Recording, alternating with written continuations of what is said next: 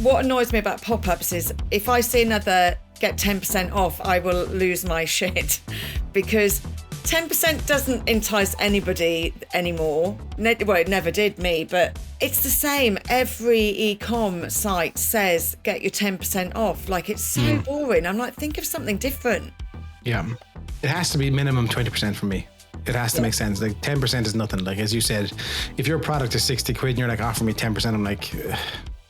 My name is Sian Horn. I am the founder of Elite Pilates, the Club Women's Network, a national network for women that work for themselves. I also create content. My name is Judie Russell. I teach people how to make videos through the Vid Academy, and sometimes I make videos. My name is Jen, and I am the co-founder of a digital marketing agency called Velocity Growth. My name is Jay Woodard. I am the founder and creative director of Ad32. We create content for SMEs, corporates, all different kind of products, food, fashion, all that kind of stuff. So it's between photo and video. Welcome to this week's episode of Unbranded. And yeah, I'm so happy to be back. Hi guys, how are you? Good. You're alive. You're better. I am alive, and I didn't pass Jen on the lurgy, but we're missing Jen this week. It's the joy of having four of us, isn't it? I know, it is mad, but yeah, no, and do you know what? I really missed being here last week. It was a topic that I really am so interested in, and I've only listened to the first half actually, guys, but I'm on the road straight after this, so I'm going to listen to the rest of it and give my full feedback next week, if that's okay. Class. Amazing. But listen, for today we are talking, I know last time that I was facilitating the pod, we talked about newsletters, and I wanted to go back to that subject because I wanted to talk about, you know, how you get people to your newsletters, because it's all very well and good to have a newsletter, but if no one is actually reading it or subscribed to it, what's the point? So let's just start, I suppose. Let's see it from the angle of we are the customer. What good things do you see that people are attracting you to their newsletters, and what bad things do you see? I'll start with you, Judie. Go for it. Oh, do you know, like, it's so annoying, but I will always subscribe when someone says, fill out this quiz. I love a good quiz online. And then you get to the end of it and they're like, for your result, enter your email address. And you're like, oh, but I will always enter the email address because I've been taken on the journey so far. I'll usually unsubscribe immediately because really all I want is the quiz. So I suppose that's where they need to put in the energy into the conversion. Like, the email is going to have to sing and dance in order for me to stay subscribed, because I am a ruthless unsubscriber. Like, I've got nothing coming into my inbox except emails from clients. And then the few emails that I kind of like to keep up on, like AI updates from TDLR or whatever it's called, those are handy just to kind of keep in the know. But yeah, quizzes definitely are one of my favourite conversions. Amazing. That's good to know. And Jay, what about you? I just want like pure value. I'm subscribed to maybe 4 newsletters, and they're just utter value. Like, it's nonstop. I know I've gone back to Rich Webb again a few times, but his newsletter is phenomenal. If you ever get a chance, Rich Webster on Instagram. He's a designer, but it's quite like this podcast. What he learned this week, what he's reading this week, like different tips and tricks, threads on Twitter that he found super interesting. Like, it's just. I actually save it. If I see it coming to my inbox, I save it. So when I have a cup of tea or like I have 10 minutes to actually go through it, because he puts links in. He's like, follow this person, watch this video. And it's brilliant. I love it. Yeah. And then you get the other ones where it's just like, sell. Here's a small little nugget, sell. And you're like, unsubscribe immediately, you know? But what gets you to subscribe in the first place? I suppose with Judie there, like she's a quizzer. What gets you to subscribe? Is it conversion from listening to them and watching them in the first I think it was his Instagram. I jumped over from his Instagram, and actually then from his Instagram I signed up to his course as well, and from his newsletter I signed up to the course as well. So he got me, like, he hooked me. Yeah. Like, it was one of those proper ones, but his Instagram was full of value, kind of both value, and he gives those kind of very satisfying videos where the dots are moving in sync, and like, but he's talking over what, like, he's just giving metaphors and different stuff about business and stuff, but it's just super satisfying to watch and listen. And I have learned stuff off him, and yeah, that's why I was like, okay, I'm going to join this newsletter now and just see what the crack is. Okay. And when you're watching people trying to get you to the newsletter, is there any kind of style that gets on your nerves, Judie? Yeah, like, oh God, like, you know, like pop-ups annoy me. And I have one on my own website. Like you're just scrolling through the website and then it's like, yeah. And then the pop-ups where you can't find the X and you're like looking to get rid of the pop-up and you're like, oh my God, am I actually being forced to subscribe to this newsletter just to like find your email address so I can contact you about business? Like this is unnecessary. So do you know what annoys me actually? And it's something that I am very liable for is there's no strategy behind it. It's just like Martha has a newsletter. Jasmine has a newsletter. I need to have a newsletter. And like, there's no like thinking behind it. And I, again, am doing that. So like before this podcast, I was like, you know what I need to do is strategize my newsletter and think of like why I'm actually making one and try to make it make sense. And why am I collecting subscriptions other than trying to keep up with the Joneses? So I basically used that. This is why I love this podcast. I used that like willingness to learn to create a template for myself now to actually start thinking strategically about the newsletter rather than just like, hey guys, great week. Love everything. Sign up here. Bye now. And that creates, I presume, a really nice piece of content for you on your socials because you can talk that strategy through to the people that follow you in the first place. Yeah. And, you know, like I suppose lead magnets, quizzes are lead magnets, digital like templates are lead magnets, and they are a great way to get people to subscribe because you are giving them value. And there is a bit of like the tit for tat with the subscriber. And then it's just, I suppose, trying to understand how to keep them there without just, you know, sending them crap every week. No, I mean, I'm not a huge fan of pop-ups. I don't mind them.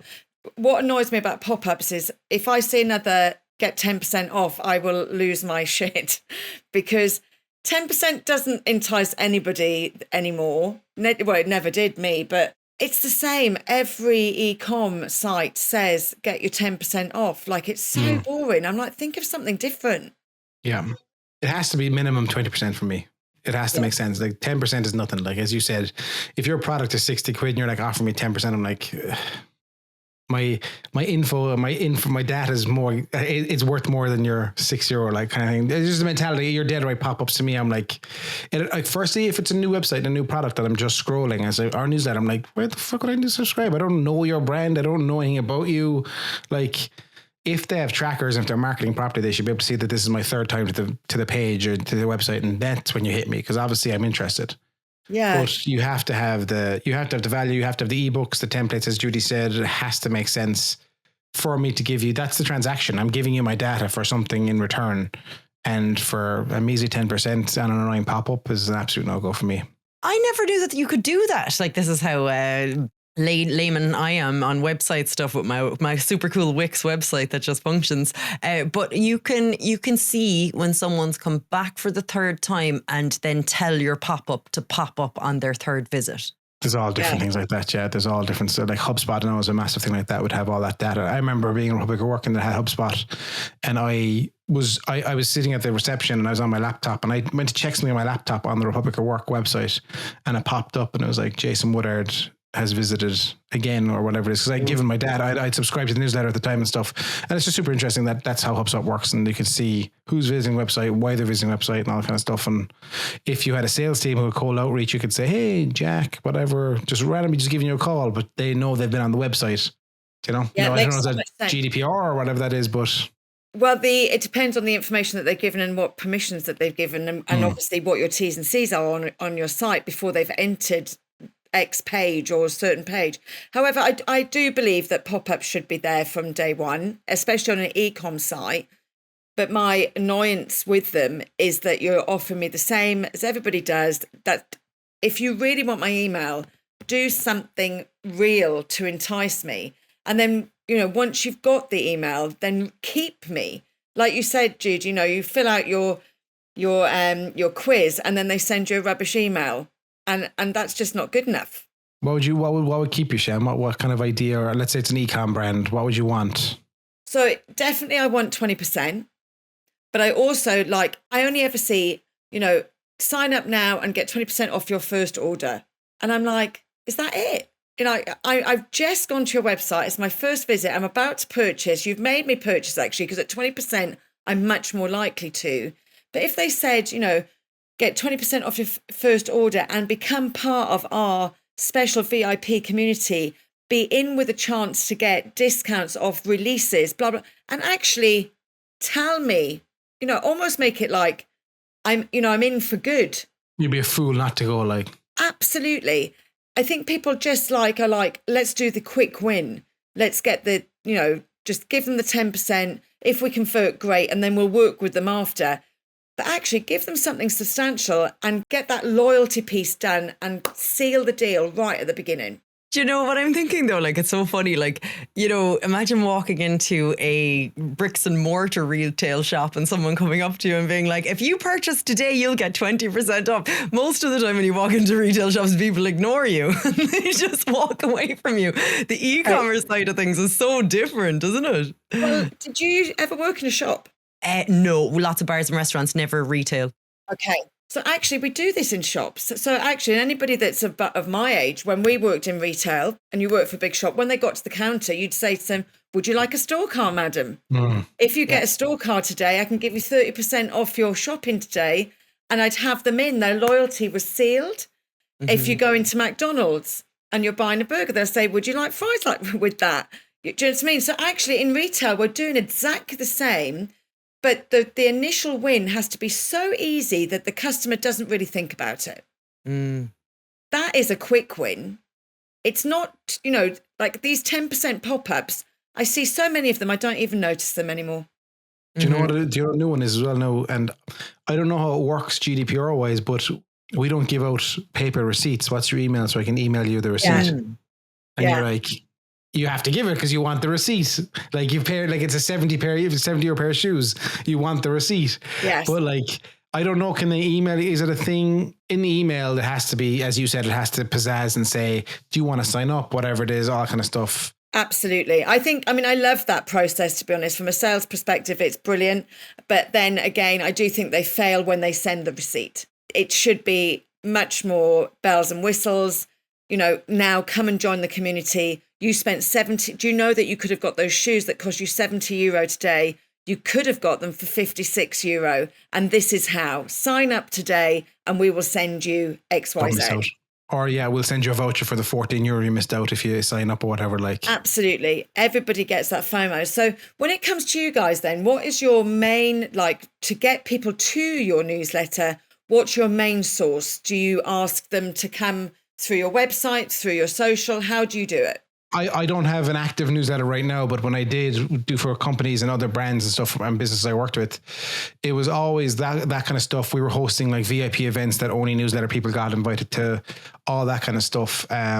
If I was to start one up again and I would want them there, it would be like what Jen is doing, all that kind of social media content saying, here's all my free stuff, all the content, all the ideas and all the value.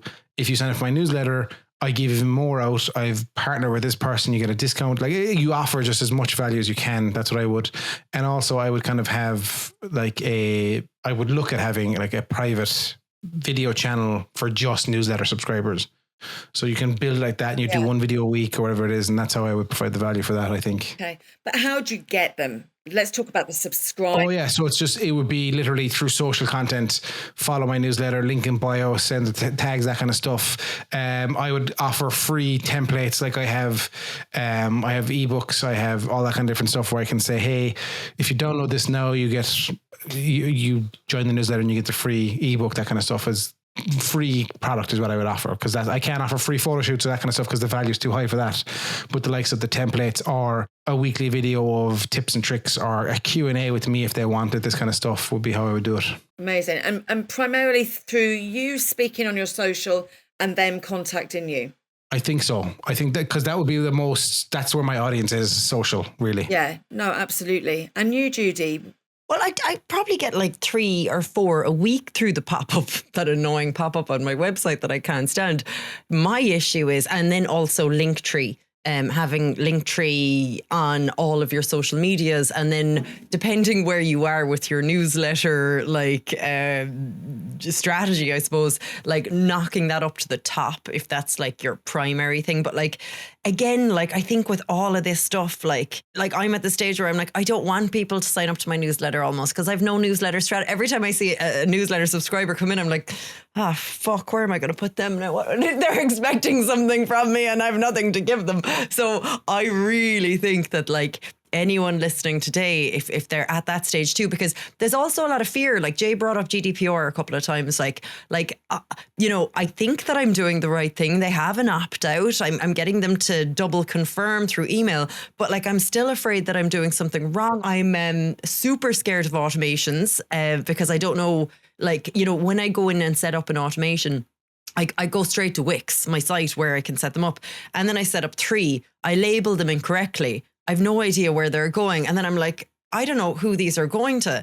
And then customer segmentation, like when they come in, they're just giving me their first name and their email address. I have no idea what they're after. Are they looking for equipment? Are they looking to get good on TikTok? Do they want me to come into their thing? Like, I'm doing it all wrong. So like, even at the stage of getting to people to sign up, I think that's maybe like later on down the line, before creating an Excel document or some kind of Word or even a whiteboard, and just being like, right, this is how it's going to work. This is how we're going to label it. And this is the result that I want. More online sales, more in-person workshops. Like, you know, what is the purpose? Because if there's no purpose, then there's no point on saying, sign up to my newsletters, you know? No, absolutely. And I think for all of them, like I work with a lot of my clients on getting the emails. Now, if you're using, you know, and people are double opting in and you're using something like Flowdesk or MailChimp, etc., then I'd be quite happy that those people are double opt-in. They won't take that risk. So once they're in, and you're so right, like if you go to my pop-up, say on sianhorn.com, if you click to join my newsletter, it will say, are you interested in business, mentoring? Are you interested in events? Are you interested in wellness? So I have those 3 segmented, and some people click all of the above. But that is really important, because otherwise you're speaking to the wrong people. However, I think there's a lot of other ways. And there's, you know, I work with a lot of creatives and they are on social media, very rarely ask people to join their newsletter. I'm like, I've been watching you for a week. I haven't seen you ask once. And they're like, oh yeah, no, I haven't really. Well, it's on my link tree. And I'm like, that's not good enough. You know, should a link tree even be a link tree? Should it not be a landing page to your website? But I was going to say, check out a thing called set.page. It's gorgeous. It's in Ad32's bio. It's just a sexy LinkedIn. Or not LinkedIn, Linktree. It's gorgeous. But for me, Linktree, like you can set a landing page for your website instead of using a Linktree or link to bio, etc. It looks like Linktree, but actually, obviously, it's helping your SEO then, and everybody's directed directly to the right page on your website.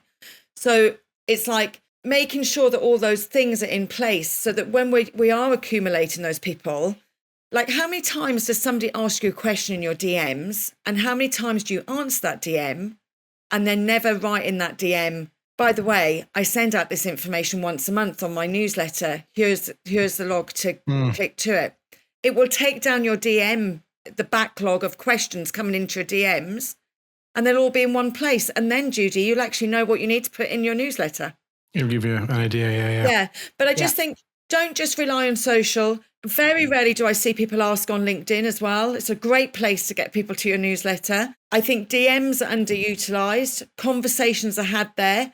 It's an ask. And I think if you're creative, like I had one of my clients, and she's done her task. I gave her a task of getting 100 emails over a certain period of time. And we put, she's a creative, so she does a stall in a market on a Sunday. And so people are buying from her and they're invested in her business, but they don't know about the newsletter. So I got her to set up an iPad on her stand, showing the work. When people purchased, they just went and signed in, and she's hit a target in a matter of weeks, which is amazing. But I think we don't look at all of the aspects. So if you are a shop, you know, when I had my beauticians 15 years ago, I had my laptop on my desk. And when people came in, I used to say to them, are you on our mail list? And they say, I'm not actually, Sian. I go, you are. Whilst I'm doing your tally up here, you are, log in there and just drop your email in there. So whilst they were waiting for me to do the till, they were signing up. And that's before we had all the automations that we had today. I think Judie made a great point, though. it's all well and good getting people to the newsletter, but it has to have content. It has to be valuable. Like it's all well and good building a newsletter list and an offline audience, but like it has to have value. You have to provide something. Like, you know what I mean? It can't Absolutely. be just this week, that week. It's like, no, it has to be solid. Like, yeah. And the thing is, there's fine in a newsletter as well. Newsletter, I mean, you know me, I do believe in personalization. So, for instance, my newsletter's not going out at the moment. So I just send a newsletter saying I'm taking a break over the summer. I'm relaunching in September. Tell your friends about it. I've got some amazing things coming up, X, Y, Z. They know you're taking a break and it's personal. And I'm keeping them in touch and involved in my business. I don't see it as a marketing strategy. I see it as a touch point. So I see it as another way to let people into what I'm doing. But yeah, I think you're different, Sian, because like you're a professional, like networker, linker, kind of like, you know, like creating communities and the kind of thing is what you do. Like I'm trying to sell a course, you know, like, anyway, like it's a little bit different. Like, and also people want to know what you're up to. Your life is exciting. My life is very unexciting most of the time. So like nobody cares but what I'm doing. But I think that's why mine has to be more strategic. But I think that you've great ideas. I also think though that there's potential for merchandise. And I don't see a lot of creatives using merchandise as well as they should. I work with an amazing videographer called Anthony Courtney, and he is the best at the merch. He's got the hat, he's got the car wrapped, he's got the hoodie, the jacket, and it's all branded. And I was just thinking there, I was like, he should totally have a QR code on it that leads straight to the subscription, subscribe to my website. Because if I saw someone walking through and they had a QR code on their clothes, I'd be so intrigued to actually scan them and see where it brings me to. So I think they're, you know, like the more I'm thinking about this, because of the podcast, I'm like, it's definitely something. It's such a thing that I'm missing.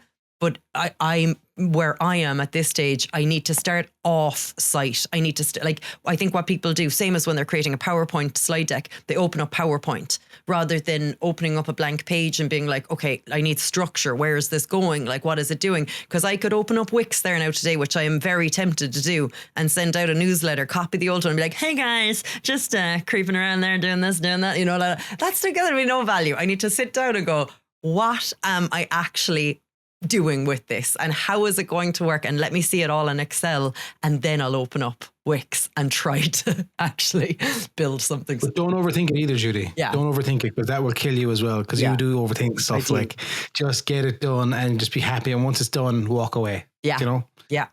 But as well, people like Sian and like ourselves who have an audience, like Sian is nearly 10,000 plus, is it, Sian? Or you do have 10,000 on social?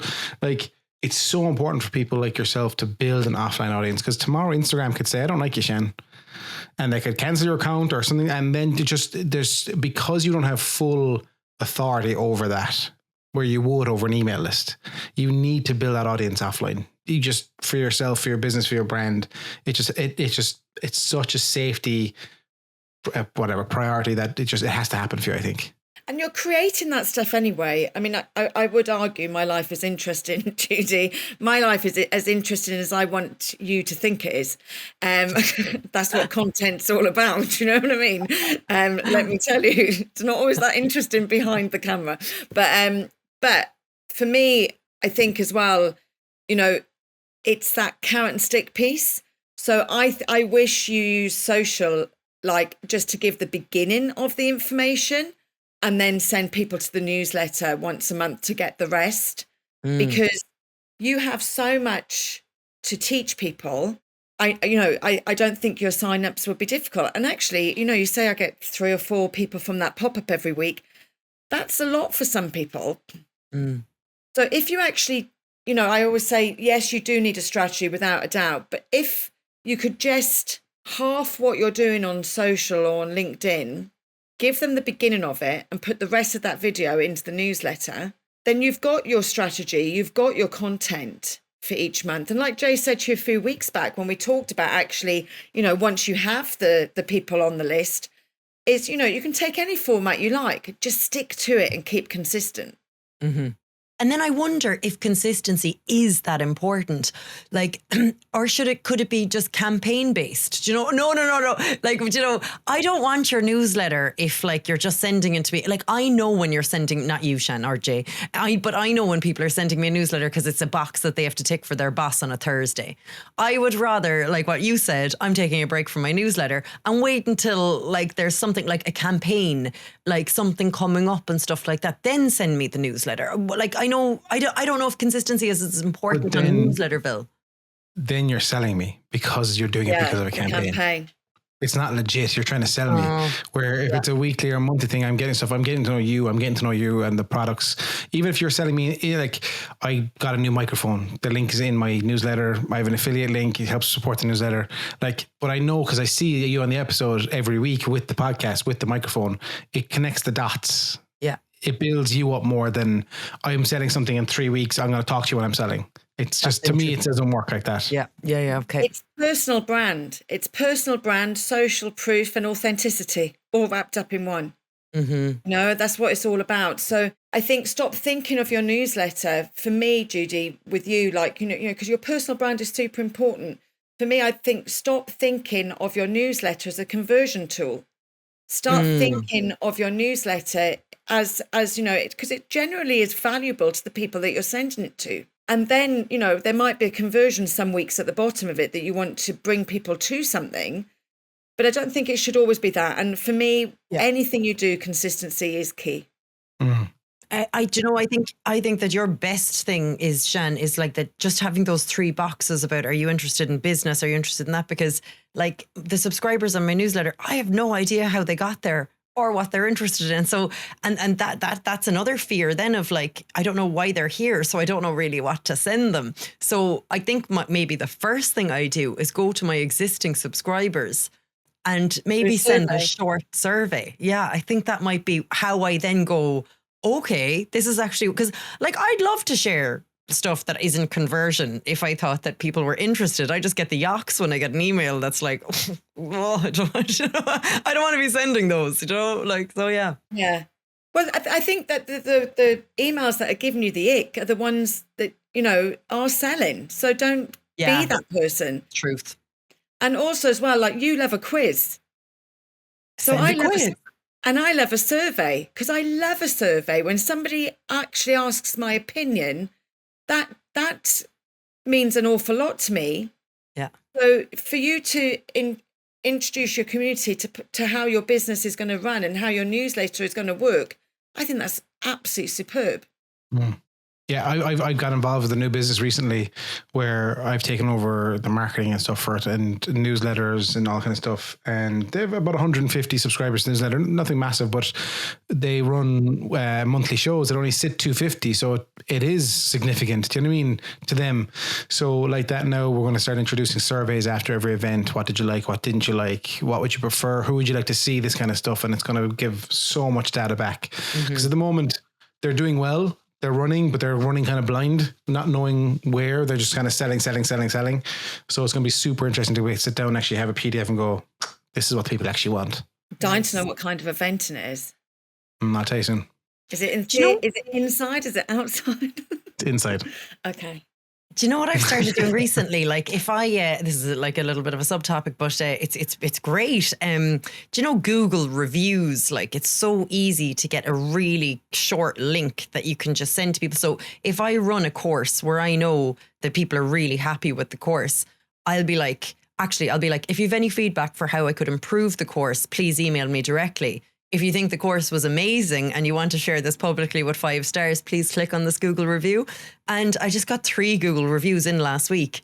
And like, I was so grateful that this, like, it's not LinkedIn. It's not getting lost on Instagram. It's Google. Like you're right up there on Google. And like, I don't know how many people Google Maps, like the Vid Academy, and it doesn't come up now when people are Googling it, but it's a great resource as well to send people to. And I'm really delighted with it. Go ahead, Sean. Sorry. Why isn't it coming up? Sorry. So like if I Google the Vid Academy, it's not coming up as a location because I'm an online, like it, like, do you know the way when if I put it in there now, the Vid Academy, just into on the right hand side. Oh, it's hilarious. It's because I'm using DuckDuckGo. Mongolia. I don't use Google. I swear to God, it's showing China, Mongolia, Kazakhstan. Is it? Did you type the Vid Academy into Google? Just the Vid Academy to Google. No, it comes up as in like your branding, and I can see your website's the top of the top. Yeah. But the map beside your image in the Vid Academy is China, Mongolia, That is Kazakhstan, so Afghanistan. funny. Okay, I need to get on that. And then can you see the 5 stars, 7 Google reviews?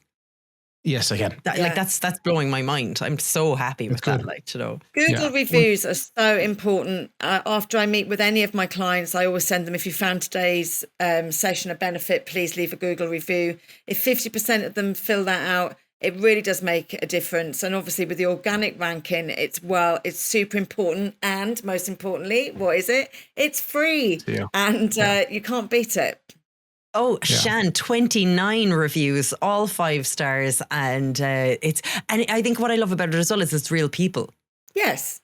Like it's kind of verified. Like it does say reviews aren't verified, but you can go into the person. Like Izara's reviewed you, do you know, and there's her picture, and I can go into her thing. Brilliant. No, it's really good. Now, some people can leave. It's really hard to get a review off there. And actually, I've had a couple of clients where I've had to contact Google because people have just gone on and left them a 1-star review, never been in their business. And then you can go and actually, and what's great about Google, actually, we could go in and we could look at the person that had left the review and all the other reviews they'd left. And we had an instance with a restaurant, actually, somebody had left a 1-star review. Everything else was like 4-star plus. And when we went into the person, they had left over 500 reviews, all 1 stars. So they were just a 1-star reviewer, and we put it to Google, could prove to them that we'd never had a booking because it was an online booking system, and they took it down for us, which was fabulous. But yeah, I was like, why would people do that? Well, apparently some people go on and ask competitors to do that on Fiverr. I don't know, that might be a vicious rumor, but that's what I heard. I won't be surprised. It's awful. Like, I won't be surprised. So Jay, I have to ask you the question, because you're working with a business and you're doing their email marketing, etc. Why have you stopped email marketing for the moment? I kind of want to focus on just getting my content to the right place before I start. Not that I couldn't provide value. It's like I wanted to build the YouTube first. I wanted to build all that stuff first, and then build the audience even more, and then say, hey guys, because I'm not in any rush to monetize like that. I think YouTube is a lot more solid than Instagram per se, as in like I'm going to be able to keep them somewhat now. I'm gone over the threshold of 1,500 subscribers, which is great, and I'm just going to keep building and building and building. Do you know what I mean? Yeah, thank you. And just I want, as I said, I want to have something to give them instead of just building a newsletter. Do you know? Yeah, no, absolutely. But for me, if you were thinking about doing it later, a kind of transcription of your YouTube that you put out on a weekly basis is that information, isn't it? Yeah. But as well, then you have to question, am I missing the opportunity of showing the journey? You know, of showing and growing this YouTube channel. But couldn't you get your newsletter to click on the link to take them to the YouTube every week? Yeah, this is it too. Like, you know what I mean? So there's like, again, I'm like Judie, I need to sit down and just work it out for my own brand. You need to book a strategy session with Sian Horn. She's very good. And come here, tell me this, right? Do I get 20% off? Absolutely. Do you know, before I got lost in the Google review, I was trying to find a very simple way to send someone a link where it will open up their video and microphone for 30 seconds and ask them to give a video testimonial. And SendSpark was one company that I came across that was okay. Like, it kind of worked. I tried another few, and, you know, they're expensive and stuff like that. But like, I do like the idea, especially because I'm doing video training. So by the end of my training, people should be comfortable speaking to camera. So it's not that much of an ask compared to maybe other Senja is a good one. What is it? Senja, Senja, and you can ask them to send a video or text. But the only problem there is it lives in Senja. It doesn't transpire over to Google. Right. You'd have to, and you can upload yourself then. Do you know what I do, Judie? Is I've got a drive. Yeah. Testimonial drive. And I just ask them to video on their phone and pop it into the drive. And then it's cool. It doesn't cost you anything. And you have a Google Drive set up where someone can click the link and it can go into the drive themselves and see all the reviews. It's literally, I have a file in my drive, I should say, apologies. anybody that comes, if I want a video review, I just add them to that and just say, look, it'd be great if you send me a video. If you could just pop it in this file for me, rather than put it into WhatsApp, because obviously you lose the quality. So I have we actually use that for the club and it works very well. So we can ask for video, they just put it straight in, download it, and then we can use it as we please. And you can use that as well across socials and stuff. It's good idea. Yeah. No, I had a second thing there, but that's brilliant now. So anyway, the first thing was getting video testimonials off people. The second thing was something else about sending. I wanted to get your advice on something. It'll come back to me. Sorry. Okay. Well, with that in mind, that can be my teach me. Do you have something to teach us, something that you've learned, Jay, over time that you would advise people to do or not to do when it comes to getting people to their newsletter? I think people love video. I think people love to see you. So the likes of Loom is huge. Like if someone signs up to your newsletter and they get a Loom back and say, Judie, you signed up to my newsletter, and you get a 30-second clip back, Judie, thank you so much. I really appreciate it. I've looked at your website, Fit Academy. It's got it just connects all the dots. It's completely personal and it's really solid, I think, and it locks them in. I think that would be a good lock-in without offering discounts or whatever it is. It's one-to-one, it's personal. To get them to it, I think, again, as I said, it has to be seamless. It has to be so seamless. I hate the double confirmation emails. I don't think you have to do them. You do. Law. You do have to do the double where they have to. I hate that. They have to double opt in. I remember way back in the day, we had forms and it was required that you had to click, I agree to receive marketing. You couldn't fill out the form unless you clicked that but that's obviously you can't do these days, enticing. But again, it's just, plenty of value. And I think just if you get them, or even if you don't, and you if it's someone you think might want to subscribe or might fit the community, send them a video like Shan does, send them a video on Instagram. Hey, come here, check out the newsletter. I think it's going to be worth your while, and anything you need, just hit me up, this kind of stuff, Don't be afraid of video. No, absolutely. I couldn't agree more. I love Loom and I use that with a lot of my VAs, especially for me, because I'm a visual learner. So if I need someone to teach me something new, I always ask them to use Loom. It's great. And also, Loom is the only one that I can use to record RTE Player. I was down trying to record a debate on RTE Player while also recording an event in a conference centre, and I swear to God, my head was wrecked. I was trying to use QuickTime, I was trying to use everything, and it was all going black screen on me, and the audio was crap and everything. And then Loom will allow you to record Netflix, for example. If you want to record a snippet of Netflix and copy it for your Instagram or whatever, it will allow you to record screen, and it will isolate to the website that you're recording from, or the tab, so that you can continue working and chatting away in the background for full quality. So that was well worth the 20 quid a month for me. I was delighted with it. I love that. Did you think of what else you wanted to ask us, Jude? No, it's gone. And I'm on my fourth coffee today as well. You'd think that it would be just... That's why it's gone. My mind is racing. Do you have something to teach us, my love? Do you know what? No, I've learned today. And do you know what I have learned? Because you're right. It's not just about conversion and sales. It's just, when you're doing so much and you're what am I putting time into and what am I actually getting out of it? Newsletter for me is one that I was just I don't know if I'm getting enough out of it considering the time that I'm putting in. But you are right. It's not just about converting. It's about building rapport with people who are actually interested in what you have to say. I just need to go back to the drawing board and do a survey on why they're there, because that's what's freaking me out. I don't know who I'm talking to, and so I don't know what to talk about. So you've given me a fresh perspective on this newsletter thing, and I really appreciate it. Thank you. I think my only other teach, apart from that drive piece, is you are giving value. So I just want to teach people to remember that, because we're not always asking of people. Actually, you're giving them actual tangible stuff that they can use in their business, which is going to increase their right-hand corner. And that's what it's all about. And my other thing is, if you're trying to get people to your newsletter, would you just ask? Because we're dreadful at not asking people to do what we want them to do. And sometimes it really is as simple as saying, listen, you'll get more of this if you just sign up to this.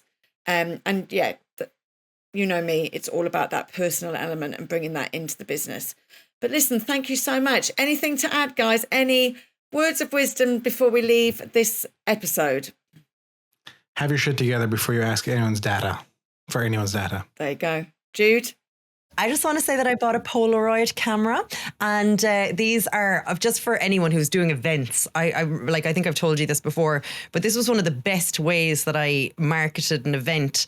We had a pre-event that we were allowed to have a table at. So what we did is we took Polaroids of each person who came up to the stand, and then told them to come back 10 minutes later. Within that 10 minutes, then put our sticker of our event and some dates on the end of it, and then gave it to them going home so it would go on their fridge.